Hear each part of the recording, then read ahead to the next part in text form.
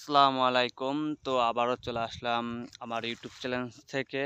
এই যে আমাদের এটা বিল, এটা গাড়ি, আর ওই পাশ দিয়ে পুকুর, আর এটা আমাদের ধানের চারা দিছি।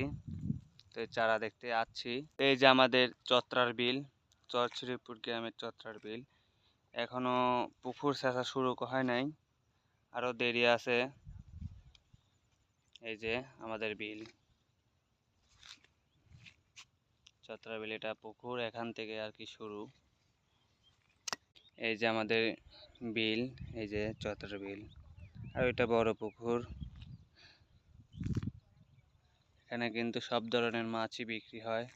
যারা মাছ কিনতে চাচ্ছেন তারা সকাল 6টার সময় চলে আসবেন আমাদের ঘাটে।